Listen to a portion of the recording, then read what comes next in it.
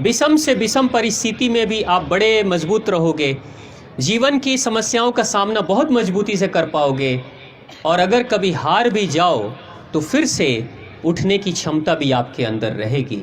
हारोगे, परिस्थितियों से हारोगे, मगर सच्चे अर्थों में आपका मन कभी नहीं हारेगा, ऐसी स्थिति आ जाएगी।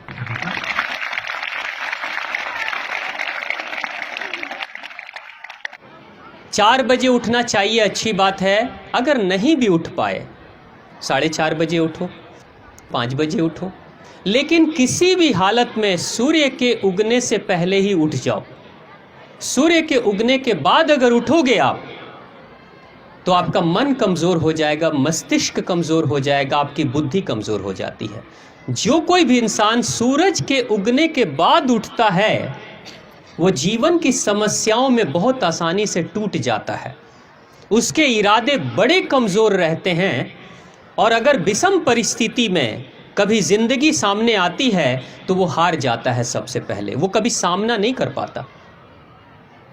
आप देखना, याद रखना, जितने भी जानवर हैं, चिड़िया हैं, गाय है, भैंस है, कुत्ते हैं, बिल्ली हैं, सांप हैं, चूहे हैं, जितने भी जानवर हैं सभी सूर्य के उगने से पहले जग जाते हैं।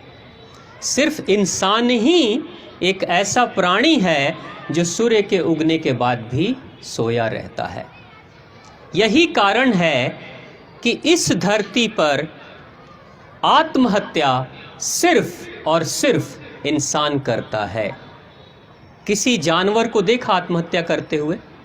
बंदर हम जैसा ही होता है। हमने विज्ञान की किताबों में पढ़ा कि हमारे जो पूर्वज थे वो बंदर जैसे थे, हमने पढ़ा है ना।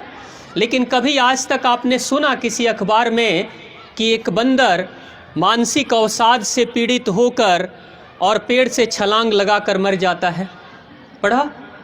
या कभी बंदर को कभी सुना, सुन भाई मैं बहुत दुखी हो गया हूँ, अब जा रहा हूँ पहाड़ के नीचे टपकने, जब मैं गिर जाऊंगा उसके बाद मेरा अंतिम संस्कार करा देना? नहीं, इस धरती पर मनुष्य के सिवा और कोई जानवर आत्महत्या नहीं करता है। वो बेंगलोर का वो नौजवान अगर वो इंसान नहीं होता तो बिल्कुल आत्महत्या नहीं करता, लेकिन वो इंसान था इसलिए आत्महत्या कर लिया, क्योंकि इंसान इतना कमज़ोर होता है कि सिर्फ सुख के दिनों में जी लेता है और दुख में तो ये पहले से ही मरने के लिए तैयार हो जाता है। ये सच्चाई है। लेकिन क्यों उठना चाहिए? महत्वपूर्ण ये है कि उठना चाहिए तो क्यों उठना चाहिए? क्योंकि जब सूर्य के उगने से पहले बहुत तेजी से ऑक्सीजन की बहुत बढ़ती हुई मात्रा इस धरती पे टकराती है, जिस जगह पर हम रहते हैं, बहुत तेजी से। जैसे हम इस धरती पे कहते हैं कि सबसे पहले सूर्य जापान से उगता है। लगभग हम जब सुबह में सोए रहते हैं तो 2:30 बजे रात्रि में ही जापान में सूर्य उग जाता है, और धीरे धीरे सूर्य बढ़ने लगता है, हमारी तरफ आने लगता है। और जब हमारे इस धरती पे सूर्य की रोशनी टकराती है, उसके आधे घंटे के बाद पाकिस्तान की धरती पे सूर्य की रोशनी टकराती है। जितनी तेज़ी से सूर्य पृथ्वी के तरफ, जिस हिस्से में हम रहते हैं वहाँ सूर्य की किरणें आती है, उतने ही तेज़ी से सूर्य के आने से पहले ऑक्सीजन की बहुत सारी मात्रा हमारे तरफ बढ़ती है। अगर कोई इंसान सूर्य के जगने से पहले उठा है तो इसका मतलब सबसे ज़्यादा ऑक्सीजन की मात्रा उसको मिलेगी, और जो सबसे ज़्यादा ऑक्सीजन लेगा उसी के जीवन में सबसे ज़्यादा प्राण की ऊर्जा रहती है। ये प्राण है, इसी के कारण से हम अपने आप को प्राणी कहते हैं। हम मनुष्य क्या हैं? प्राणी हैं, क्योंकि हमारे पास प्राण सबसे ज़्यादा है। लेकिन कमज़ोर प्राणी कौन है? जिसके पास कम प्राण है, यानी कम ऑक्सीजन की मात्रा है, वो कमज़ोर प्राणी है, वो बीमार प्राणी है। तो आप अगर अपने आप को स्वस्थ करना चाहते हो तो पहली दिनचर्या में शामिल कर लेना, सूर्य के उगने से पहले आप जग जाओ, सूर्य के स्वागत के लिए आप जग जाओ। ये नियम गांठ बांध लो, अपनी ज़िंदगी में इसका पालन करो। आपके जीवन में चाहे कितनी भी विषम परिस्थिति आएगी, मन इतना मजबूत रहेगा कि हारोगे नहीं, आप निकल जाओगे बाहर। दूसरी चीज़, सूर्य के उगने से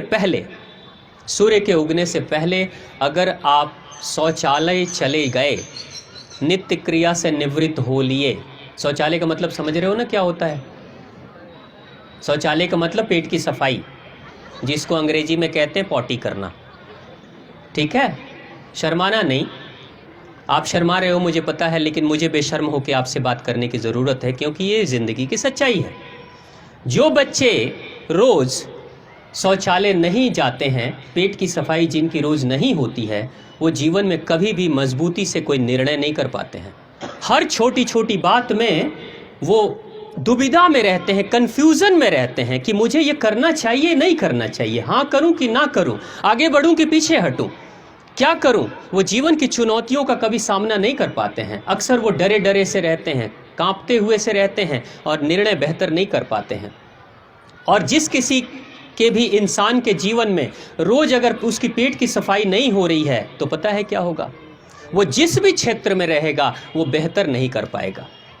अगर वो समाज सेवी होगा तो समाज के लिए बेहतर कार्य नहीं कर पाएगा। अगर वो राजनेता होगा तो बेईमान हो जाएगा। अगर वो व्यापारी होगा तो नाप तौल में गड़बड़ियां जरूर करेगा। अगर वो शिक्षक होगा तो बेहतर शिक्षा नहीं देगा। अगर वो घर की गृहिणी होगी तो बहू होगी तो सास से लड़ेगी, और सास होगी तो बहू से लड़ेगी। अगर वो पिता होगा तो बेटे के कान गरम करते रहेगा हर बार।